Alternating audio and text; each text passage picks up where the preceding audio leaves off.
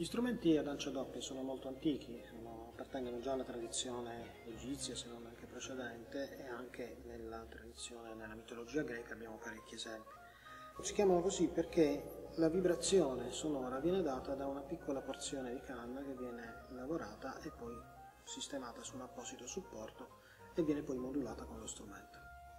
Nella tradizione occidentale vi sono parecchi strumenti a doppia ancia, in particolare in epoca rinascimentale, ma anche già in epoca medievale, numerosi strumenti come i cromorni, come le bombarde, sono strumenti ad ancia doppia. A partire dal 1650 circa comincia a svilupparsi un nuovo strumento che poi prende il nome di legno acuto, in francese hautbois, per distinguerlo dal basson, che invece è poi diventato nella lingua italiana il fagotto. I primi oboi erano degli strumenti molto sonori, venivano utilizzati nelle bande militari. Solo successivamente, con i primi decenni del Settecento, comincia ad essere utilizzato l'oboe in maniera un po' diversa, anche in seguito a delle grandi modificazioni a livello costruttivo, e quindi viene utilizzato in collaborazione, in unione con il suono dei violini. In questo caso quindi si amplia lo spettro sonoro delle orchestre d'archi. Il più diffuso tra gli oboi era l'oboe in do.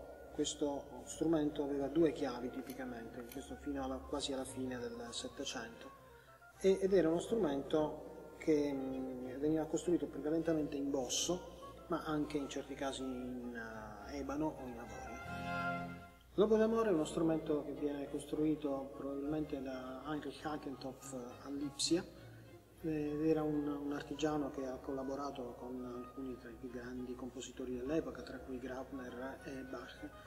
L'oboe d'amore, quindi il primo esempio che abbiamo di oboe d'amore, è utilizzato per una composizione proprio di Graupner, una composizione del 1717, una cantata per basso solo. L'oboe d'amore ha un taglio un pochino più grave rispetto all'oboe, quindi è una terza sotto, la nota più grave che si può eseguire è il La. Il terzo componente della famiglia degli oboi è l'oboe da caccia, anche questo nato intorno al 1720 circa, è molto utilizzato nella musica di Bach e di altri compositori coevi. Il suono dell'oboe d'amore è stato molto amato da Bach, che l'ha utilizzato in alcuni dei passaggi anche concettualmente, teologicamente più delicati delle sue opere sacre, dei suoi lavori più impegnativi come le Passioni oppure ancora più la Messa in Si minore. È un suono caldo, un suono volgente, un suono che è molto più interessante da un certo punto di vista rispetto a quello